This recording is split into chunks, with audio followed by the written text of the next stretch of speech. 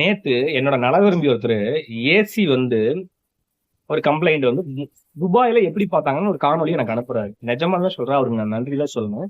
காரணம் என்னன்னா, அங்க எப்படியெல்லாம் அவங்க செக் பண்றாங்கன்னு தெரிஞ்சுக்கிட்டேன். ஆனா நம்ம எப்படி செக் பண்றோம்னா, ஒரு வண்டிக்கு ஏசி கம்ப்ளைண்ட்னு வந்தா முதல் வந்து ஏசி கம்ப்ரஸர் வேலை செய்யுதா, கேஸ் இருக்குதா, அதுக்கு லைன் வருதா, ஃபியூஸ் எங்கேயாவது போயிருக்கா, ரிலே போயிருக்கா, இது எல்லாம் செக் பண்ணி தான் நான் வந்து ஏசியை வந்து வேலை செய்வேன்.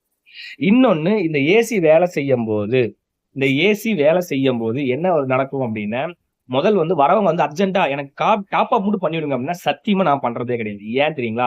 டாப் அப் மட்டும் பண்றதுனால உங்க கம்ப்ரசர் வீக் ஆகுறதுக்கு வாய்ப்பு இருக்கு. அத அவுட் பண்ணிட்டு, அதுல இருக்கிற கம்ப்ரசர் ஆயில், ஏசி கேஸ ப்ராப்பரா செக் பண்ணி ஏத்துனா மட்டும் தான் உங்க வண்டிக்கு கிளியரான ஏசி ஒர்க் கரெக்ட்டா இருக்கும். நாங்க அத செய்யறோம். கூலிங் காயிலு, கண்டென்சரு, கம்ப்ரசர் இது எல்லாமே செக் பண்ணி நல்ல கண்டிஷன்ல இருக்கா, என்ன வீக்கா இருக்குங்கிறத உங்களுக்கு சொல்றதுக்கு நாங்க தயாரா இருக்கோம். உங்க வண்டியில ஏசி கம்ப்ளைண்ட் இருந்தா கால் பண்ண வேண்டிய நம்பர் கீழ இருக்கு.